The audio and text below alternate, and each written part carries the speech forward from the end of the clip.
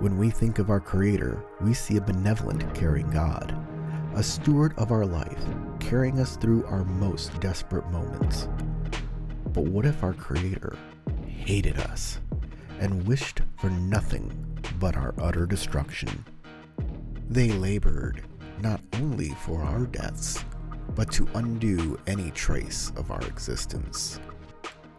This is a question that was posed in the world of Legend of the Five Rings, a multimedia world of novels, video games, tabletop games, and RPGs. The answer to that question was one of the most horrifying villains ever conceived, the Lying Darkness. But before we start, I have to acknowledge that Rokugan, the world of Legend of the Five Rings, has been reinterpreted and redefined a few times in the past, creating different timelines and different worlds. As of this video, there are two big canon timelines: Black Canon from the original AEG run of Legend of the Five Rings, and Red Canon from Asmodee and Fantasy Flight, also called the Living Card Game Timeline, or the LCG. There are also lesser timelines in worlds, like the Thousand Years of Darkness, so keep your eye out for these tags that denote the different timelines. What is nothing? Can such a thing even be imagined? Or does imagining it make it a thing?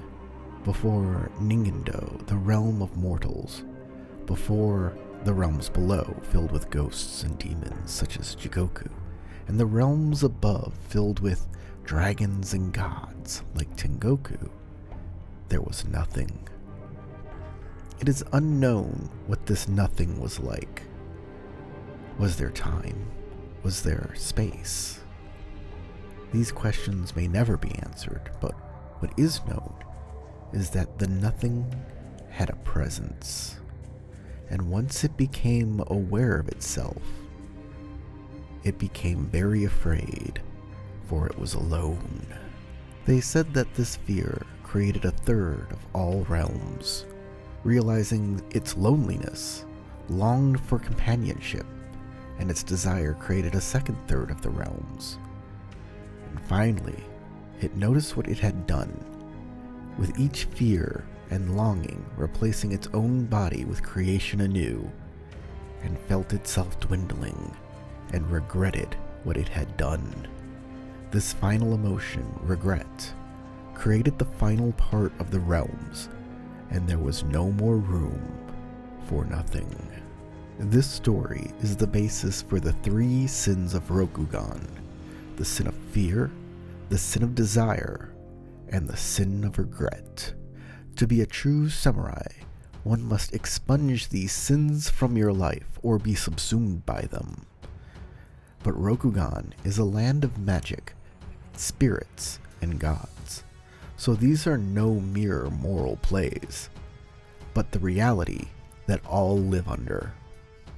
This may be the end of the story in current canon, but it's unlikely that such a rich character would be dismissed, and there are few clues that show how it might return in Red Canon. For example, Celestial Realms hints that the Nothing's power still exists within the Soshi Illusionist School and the Shosuro Shadow Weavers. After all, the Scorpion began calling the source of their power the Living Shadow. In fact, the Shosuro family founder, Shosuro herself, might be a wayward fragment of the Nothing given form through kindness in the face of grief, and a bit of Tengu magic. But how could the Nothing exist in a world of substance? I'd like to believe it did so by how all things live and survive, through change, evolution. Black Canon has the Nothing live in the shadow of Lord Moon, a god by the name of Onotongu. Onotongu is known to be a capricious god at best and a mad god at worst. Here the lore of Legend of the Five Rings mirror that of the Titans of ancient Greece, when Onotongu swallowed his children in envy, thinking that they may replace him one day. Only the bravery of his youngest son was able to free the godlings from their father's belly, sending them plummeting to Ningendo to become the founders of the 7 clans of Rokugan. Why was such a heavenly being such as Onotangu driven to such lengths? Perhaps the thoughts and emotions he had were not his own. Perhaps they were the whispers of the shadows, echoes of the regret and fear that created the world he now lives in. Can the heaven that is Tengoku be perfect if it was created by sin? This is the new form of the Nothing, a creature that lives in the gaps of the world. Wherever there is a shadow can creep in fear, loneliness, and regret. The Nothing is a god of creation, but one that sees what they have done as a mistake, something that must be undone to allow it to survive and be at peace.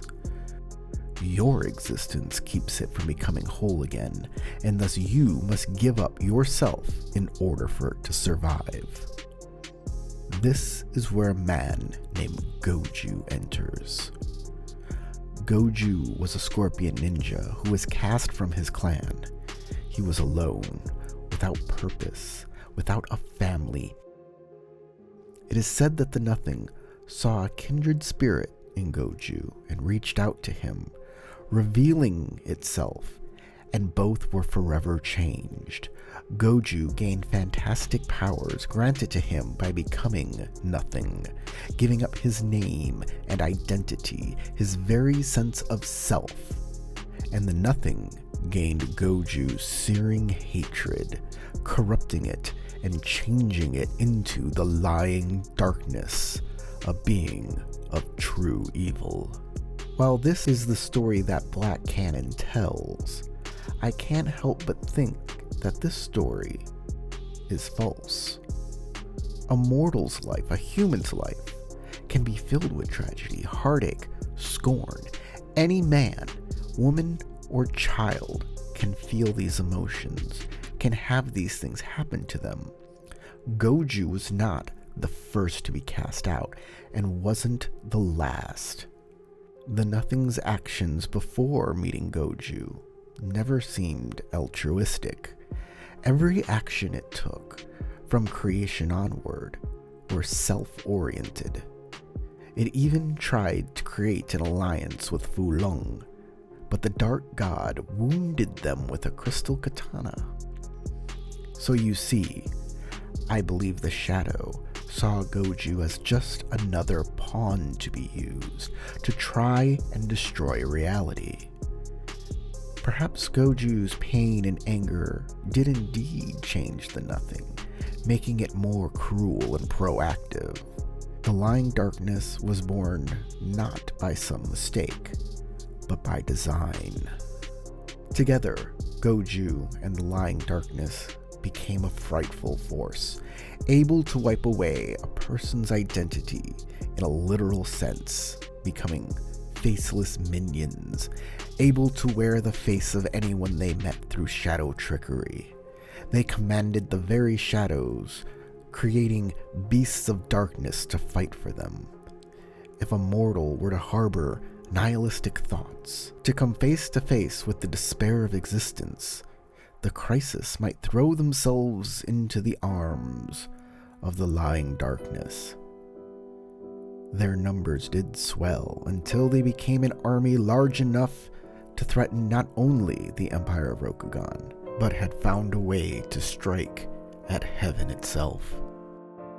Onotangu was slain by Hitomi in hopes that the lying darkness's connection to the moon would destroy it. But the death of the moon begat the death of the sun, and the world was plunged into darkness, only increasing the power of the shadow. The only way to stop the lying darkness was to give it a name, a true name. The name that was chosen was Akodo, the same as the kami who founded the Lion Clan. Upon hearing his name, The darkness lost most of its power once again, and its essence was swallowed by the Dragon of Air, who was slowly corrupted by the Shadow's essence, transforming it into the Shadow Dragon. But that is another tale. Whether this story will repeat again in Red Canon is yet to be seen, but I am watching and waiting for this villain to return. It is a powerful tale and a terrifying idea that our creator lurks in the shadows, whispering our darkest thoughts to us, hoping we will willingly give up all of it so it can once again fill our space.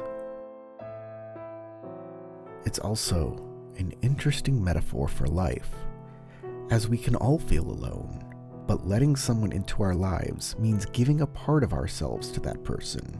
And that can be scary, what also can be created by sharing yourself with new experiences and life itself.